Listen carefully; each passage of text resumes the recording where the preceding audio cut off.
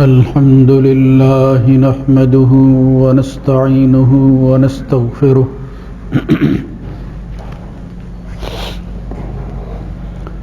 ونعوذ بالله من شرور أنفسنا ومن سيئات أعمالنا من يهده الله فلا مضل له ومن يضلل فلا هادي له وأشهد أن لا إله إلا الله وحده لا شريك له وأشهد أن محمدًا عبده ورسوله اللهم صل على محمد وعلى آل محمد كما صليت على إبراهيم وعلى آل إبراهيم إنك حميد مجيد اللهم بارك على محمد وعلى آل محمد كما باركت على إبراهيم وعلى آل إبراهيم في العالمين إنك حميد مجيد أما بعد فإن خير الحديث كتاب الله وخير الهدى هدى محمد صلى الله عليه وآله وسلم وشر الأمور محدثاتها وكل محدثة بدعة وكل بدعة ضلالة وكل ضلالة في النار رب أعوذ بك من همزات الشياطين من همزه ونفخه ونفسه يا أيها الذين آمنوا اتقوا الله حق تقاته ولا تموتن إلا وأنتم مسلمون يا أيها الناس اتقوا ربكم الذي خلقكم من نفس واحدة وخلق منها زوجها وبث منهما رجالا كثيرا ونساء واتقوا الله الذي تساءلون به والأرحام إن الله كان عليكم رقيبا يا أيها الذين آمنوا اتقوا الله وقولوا قولا سديدا يصلح لكم أعمالكم ويغفر لكم ذنوبكم ومن يطع الله ورسوله فقد فاز فوزا عظيما رب اشرح لي صدري ويسر لي أمري واحلل عقدة من لساني يفقه قولي يا أيها الذين آمنوا لا تأكلوا أموالكم بينكم بالباطل إلا أن تكون تجارة عن تراض منكم ولا تقتلوا أنفسكم إن الله كان بكم رحيما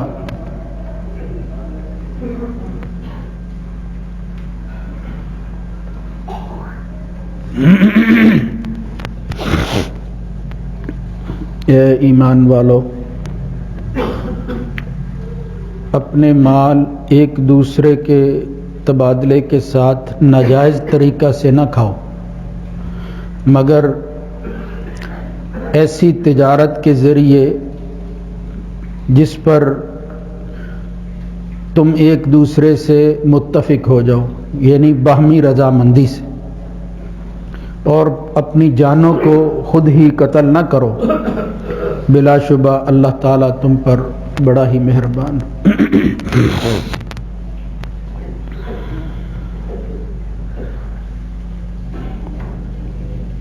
اللہ رب العزت کی حمد و ثنا کے بعد درود و سلام سید الرسل سید ولد آدم خاتم النبیین جناب محمد الرسول اللہ صلی اللہ علیہ وآلہ وسلم کی ذات گرامی پر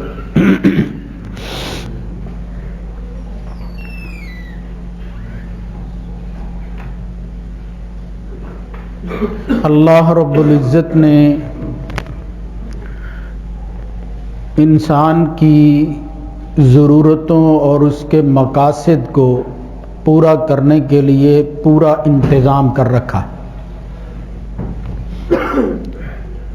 انسانی زندگی کا مقصد کیا ہے، اس کے لیے بھی ایسی ہدایات اور رہنمائی ہمیں ملتی ہے کہ چھوٹی سے چھوٹی جزئی اور معمولی بات بھی اللہ اور اس کے رسول نے اس طرح روشن کر کے ہمارے سامنے بیان کی ہے کہ جب ان سے واسطہ پڑتا ہے تو احساس ہوتا ہے کہ یہ اللہ کی کتنی بڑی مہربانی ہے کہ اس نے ہماری ہدایت جو ہے اور رہنمائی جو ہے وہ ان چیزوں کی طرف کی ہے۔ اب ان مقاصد کے ساتھ ساتھ کچھ چیزیں انسانی ضرورت کی ہیں جن کے بغیر انسان کی بقا وہ مشکل ہو جاتی ہے، اور اگر وہ چیزیں بڑھ جائیں تو وہ ناممکن ہوتی، یعنی ضروریات زندگی۔ عام طور پر اس میں جن چیزوں کو بنیادی حیثیت حاصل ہے وہ ہے کھانا پینا، رہائش، اسی طرح اپنے جسم کو ڈھانپنے کے لیے لباس، یعنی یہ چند چیزیں ہیں۔ اسی لیے ہمارے ہاں بعض وہ لوگ جو لوگوں کو اپنی طرف مائل کرنے کے لیے کچھ نعرے دیتے ہیں، انہوں نے بھی یہی ضرورتوں کو عام کرنے اور باہم سہولت پہنچانے کے لیے اسی نعرے کو اجاگر کیا۔ کپڑا، مکان، روٹی، یعنی بنیادی ضرورت کی چیزیں جس سے انکار ممکن نہیں تھا، اور بندہ اس نتیجے پر پہنچتا ہے کہ اگر یہ ضرورتیں پوری ہوں تو انسان کی زندگی آگے بڑھنے کے قابل ضرور ہو جاتی۔ اب یہ سوال اٹھتا ہے مذہب اور دین کے حوالے سے کہ آخر ان ضرورتوں کے حوالے سے ان مقاصد کے ساتھ ساتھ اللہ اور اس کے رسول نے یا قرآن اور محمد الرسول اللہ صلی اللہ علیہ وآلہ وسلم کی حدیث اور سنت نے کوئی رہنمائی کی ہے؟ اس کے ہاں بھی یہ کوئی ایشو اور مسئلہ ہے یا نہیں؟ اس کو ہم عام طور پر کہتے ہیں معاش کا مسئلہ، اور اب تو یہ معاش ایک ایسا بڑا علم بن گیا ہے کہ جدید چیزیں اس کے اندر داخل ہونے کی وجہ سے اب معاش اور اس کا حصول، اس کے ذرائع بھی بڑھ گئے ہیں، اس کے طریقے بھی جو ہے وہ نئے آ گئے ہیں، اور ایک سے ایک بڑھ کر نئی ایجادات ہر روز، اور اگر یہ کہا جائے کہ ہر لمحہ کوئی نہ کوئی ترقی ہو رہی ہے تو یہ غلط نہیں ہوگا۔ یعنی انسان نے اپنی ضرورتوں کو مقاصد پر جب ترجیح دی تو اس کے حصول کے لیے اتنا آگے بڑھ گئے ہیں کہ اب یہ معاش کا مسئلہ، اس کے لیے علوم و فنون اور پھر اس کے لیے آسانیاں وہ اس قدر ہو گئی ہیں کہ اب اس پر بات کرنا اس حوالہ سے کہ آخر اللہ اور اس کے رسول نے کیا رہنمائی کی ہے، ان کے مقابلہ میں وہ بات جو ہے وہ معمولی معلوم ہوتی ہے کہ اس میں اس طرح نظام کی شکل میں تفصیل موجود نہیں ہے۔ معمولی میں اس لیے کہہ رہا ہوں اس کے مقابلے میں حجم کے اعتبار سے، ورنہ اس کی جو حیثیت اور جتنا مقام تھا دین نے اس کو جو حیثیت جو ہے وہ دے کر اس کا حل پیش کیا ہے، اس پر اکتفا کر لینا چاہیے تھا، اور وہ معمولی نہیں تھا۔ یعنی یوں سمجھے کہ اگر انسان اس وقت مال کے کمانے میں، معاش کے حصول میں اس قدر آگے جا چکا ہے، اتنی چیزیں عام ہو گئی ہیں، اس کے لیے جو ہے وہ پھر دینی مسائل ڈھونڈنا پڑتے ہیں کہ حلال اور حرام کی تمیز جو ہے وہ بھی ایک انسان مومن کے لیے بہت ضروری ہوتی ہے۔ تو بنیادی بات یہ ہے کہ اس مسئلے کو، اس معاش کو، اس مال کے حصول کے ذریعے ضرورتوں کو پورے کرنے کو یہ اللہ رسول نے بھی کوئی ہدایت دی ہے یا نہیں دی؟ تو بالاختصار میں یہی عرض کر سکتا ہوں کہ آپ حیران ہوں گے کہ یہ ایسی چیز تھی جس کی طرف انسان کی توجہ بہت زیادہ جاتی ہے، اور بندہ یہ خیال کرتا ہے کہ میری ضرورتیں اگرچہ وہ کم ہوتی ہیں لیکن اس کی فراوانی اور اس کا حل زیادہ سے زیادہ ہو جائے تاکہ میں بے فکر ہو جاؤں، یعنی کثرت کے ساتھ ان ضرورتوں کو پورا کرنے کے لیے وسائل کی تلاش اور پھر ان پر قبضہ یعنی اختیار کا حاصل ہو جانا، یا یوں سمجھ لیجئے کہ معاشی اعتبار سے استحکام کا وجود، استحکام کو حاصل کرنے کی کوشش، یہ تگودو جو ہے اس وقت انسان بہت زیادہ کر رہا ہے۔ اس لیے اللہ رب العزت نے قرآن مجید کے اندر اور محمد الرسول اللہ صلی اللہ علیہ وآلہ وسلم نے کچھ ایسی چیزیں ضرور بیان کی ہیں جن سے ہمیں ان کی حیثیت کا تعین بھی ہو جاتا ہے اور ساتھ ہی وہ رہنمائی ملتی ہے کہ یہ وہ بنیادی چیزیں ہیں جن کو پیش نظر رکھ کر دینی اعتبار سے ہم اپنی معاش کو آگے بڑھا سکتے ہیں۔ اللہ رب العزت نے کسی جگہ فرمایا وَلَقَدْ مَكَّنَّاكُمْ فِي الْأَرْضِ وَجَعَلْنَا لَكُمْ فِيهَا مَعَائِشَ قَلِيلًا مَا تَشْكُرُونَ، ہم نے تمہیں جو ہے وہ طاقت دی، ٹھہرا دیا تمہیں زمین کے اندر، اور پھر اسی کے اندر، اسی زمین کے خزانوں کے اندر جو ہے وہ تمہارا معاش رکھا ہے، یعنی یہاں اگر تم اپنی معاش جو ہے وہ تلاش کرنا چاہو زمین سے بھی مل سکتی ہیں، اور کہیں سورہ زاریات میں فرمایا وَفِي السَّمَاءِ رِزْقُكُمْ وَمَا تُوعَدُونَ، فیصلے اس رزق کے آسمان پر ہوتے ہیں۔ ایک تو بات یہ تھی، دوسری اس کی تعویل اور تفسیر یہ ہے کہ انسان کی معاش کے لیے پانی بہت ضروری تھا، اللہ رب العزت نے اس کے لیے زمین کے خزانوں کے علاوہ آسمان سے بارش بھی نازل کر دی، یعنی دونوں چیزیں، زمین اور پھر آسمان، یہ جو اپنے اندر خزانے رکھتا تھا اس معاش کے لیے اللہ تعالیٰ نے دونوں کھول دیے ہیں۔ وَفِي السَّمَاءِ رِزْقُكُمْ وَمَا تُوعَدُونَ۔ اب اس کو تلاش کرنے کی ضرورت ہے ان ہدایات کی روشنی میں، ان اصولوں کی بنیاد پر جو دین نے ہمیں دیے ہیں۔ اب وہ اصول کیا ہے وہ ایک لمبی بات ہے، میں انشاءاللہ پھر کسی وقت جو ہے وہ عرض کروں گا۔ اب صرف یہ دیکھنا ہے کہ اس معاش کے مسئلے کو، اس مال کے حصول کو، اور یا مال کے علاوہ دوسرے ذرائع کے حوالے سے زندگی کے اندر ان ضرورتوں کو پورا کرنے کے لیے اسلام کیا کہتا ہے۔ تو یاد رکھو یہ مال، یہ ضرورت، اس کے حوالے سے قرآن مجید دو طرح کے لفظ استعمال کرتا ہے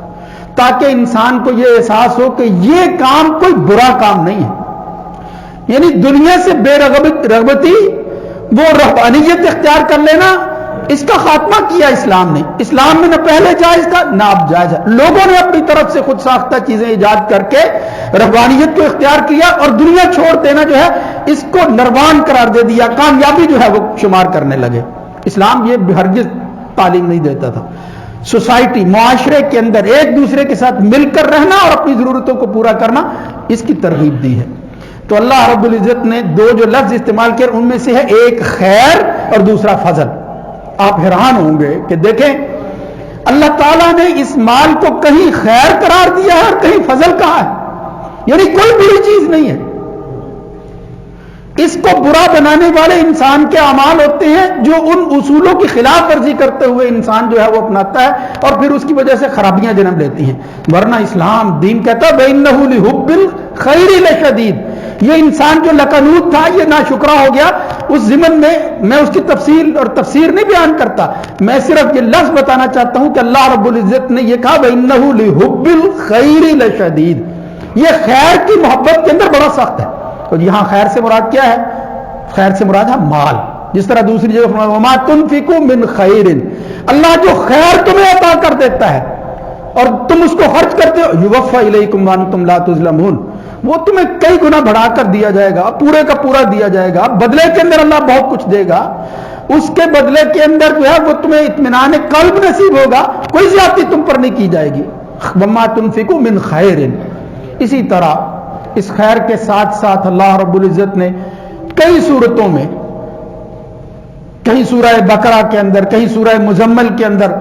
کہیں اور جو ہے وہ مختلف مقامات پر فضل کا لفظ استعمال کیا. لیس علیکم جناح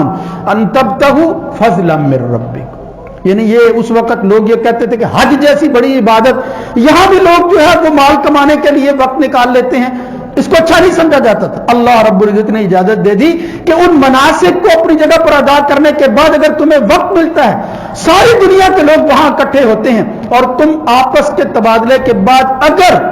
ان مناسک کو، ان کی ادائیگی کو پورا کرنے کے ساتھ ساتھ اس میں کوتاہی نہ ہو،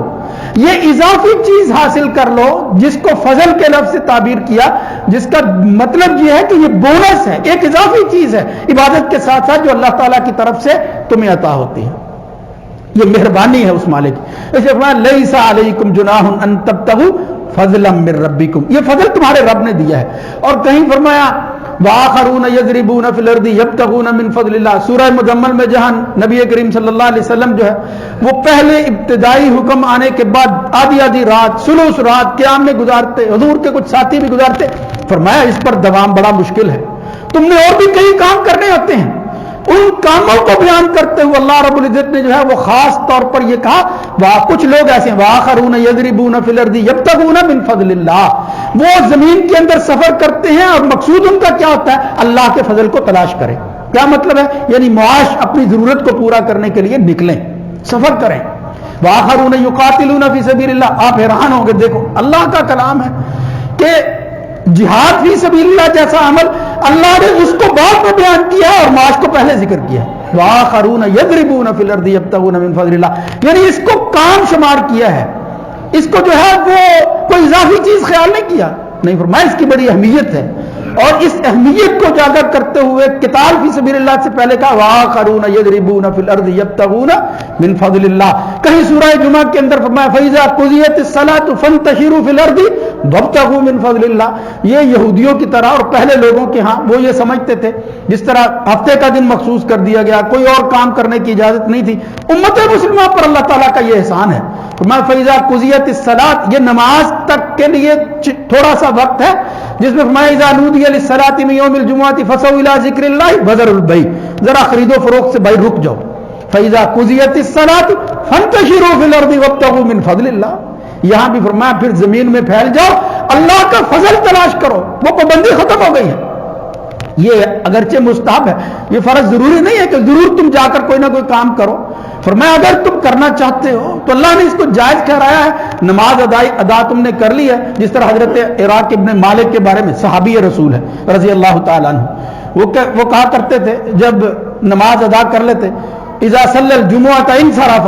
جمعہ پڑھنے کے بعد نکل جاتے اور فوقف علی باب المسجد، مسجد کے دروازے پر کھڑے ہو کر یہ بات کہتے کہ یا اللہ تو نے مجھے جو ہے اللہم اجبت دعوتک وصلیت فریضتک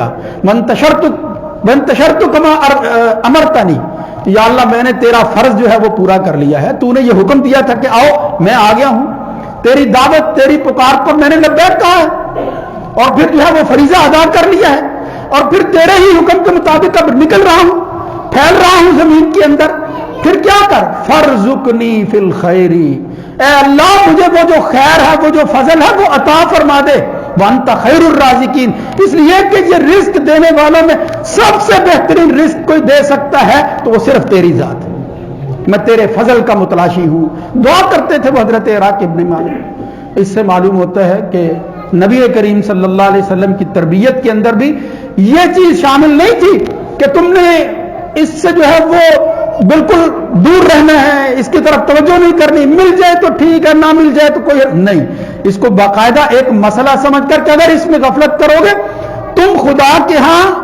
اس بات کے جواب دہ ہوگے کہ یہ جو ضرورت تمہارے بچوں کی، بیوی کی، دیگر لوگوں کی تم پر عائد ہوتی تھی پوری کی ہے یا نہیں، یعنی یہ ذمہ داری ہے تمہاری. اس لیے میں یہ صرف عرض کرنا چاہتا تھا کہ قرآن و سنت نے، اللہ کے دین نے، اللہ رب العزت نے اور نبی کریم صلی اللہ علیہ وسلم نے اس کو توجہ کے قابل سمجھا ہے، اس کے لیے اچھے لفظ استعمال کیے ہیں، اس کو خیر اور فضل کہا ہے. لہذا اس کی تلاش کے اندر اس کی حیثیت کے مطابق نکلنا کوئی گناہ نہیں ہے، بلکہ اگر کوئی شخص اس کو ان اصولوں کی بنیاد پر جو ہے وہ کرتا ہے اور حاصل کرنے کے لیے نکلتا ہے تو اس کی یہ تگ و دو محنت جو ہے وہ اللہ کے ہاں عبادت شمار ہوتی ہے، بندگی ہو جاتی ہے، اس لیے کہ وہ کام کرتا ہے، کسی چیز کو ہاتھ لگاتا ہے اللہ کے لیے، چھوڑتا ہے تو صرف اللہ کے لیے، اسی کو بندگی کہتے ہیں۔ محمد الرسول اللہ صلی اللہ علیہ وسلم اللہ کے آخری نبی تھے، حضور کی اپنی زندگی اور دیگر انبیاء کا اسوہ یہ بتاتا ہے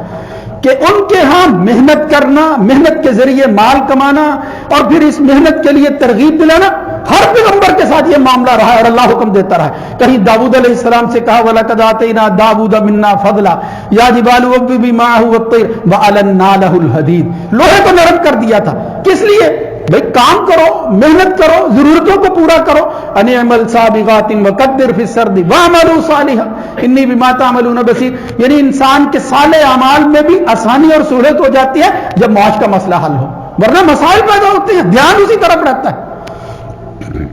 اور کہیں نبی کریم صلی اللہ علیہ وسلم نے فرمایا ما بعث اللہ نبیا، اللہ تعالیٰ نے کوئی ایسا نبی نہیں بھیجا الا رعى الغنم، حتیٰ کہ محنت مشقت میں وہ بکریاں تک چراتا ہے، یعنی بکریوں کی محنت تو ہر نبی نے کی ہے۔ صحابہ نے کہا یا رسول اللہ آپ آخری نبی، آپ اتنے جلیل القدر اللہ کے رسول،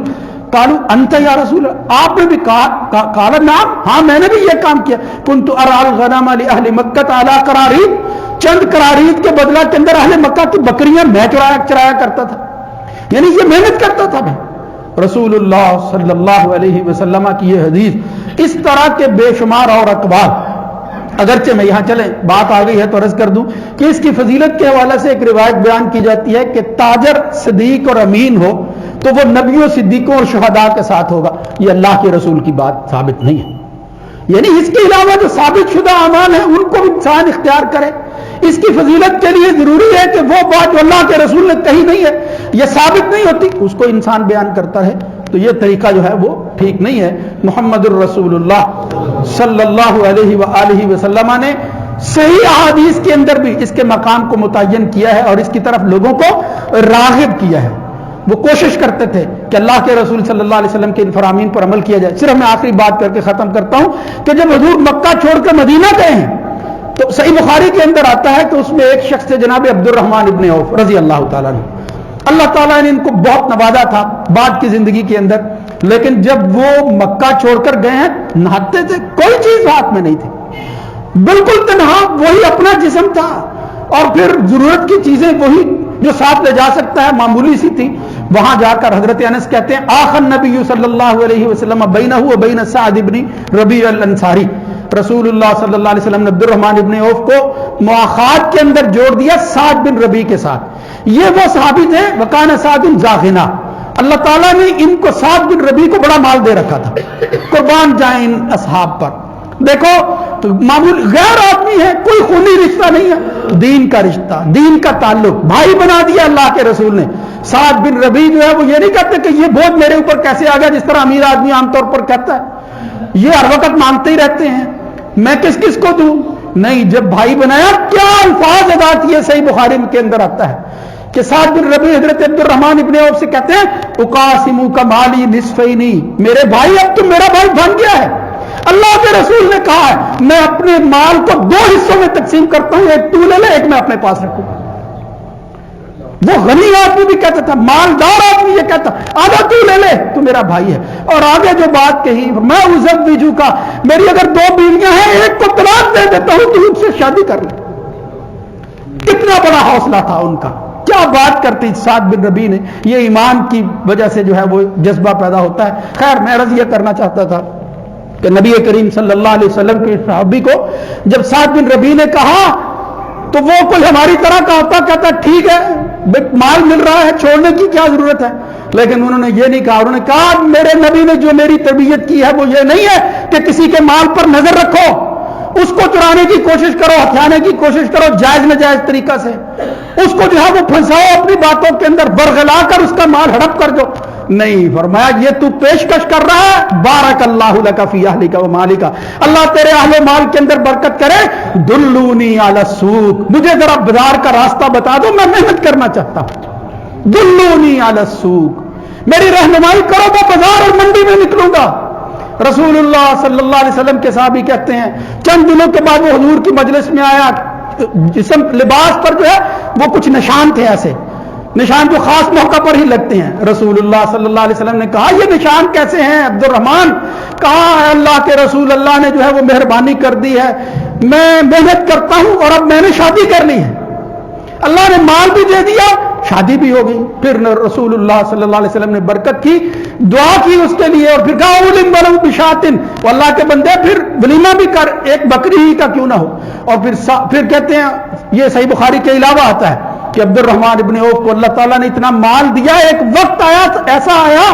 کہ وہ اپنے مال کو اکٹھا کرتے، جمع کرنے کے لیے سونے کو کلہاڑوں کے ساتھ الگ الگ کیا کرتے تھے، سونا اتنا اللہ تعالیٰ نے دے دیا۔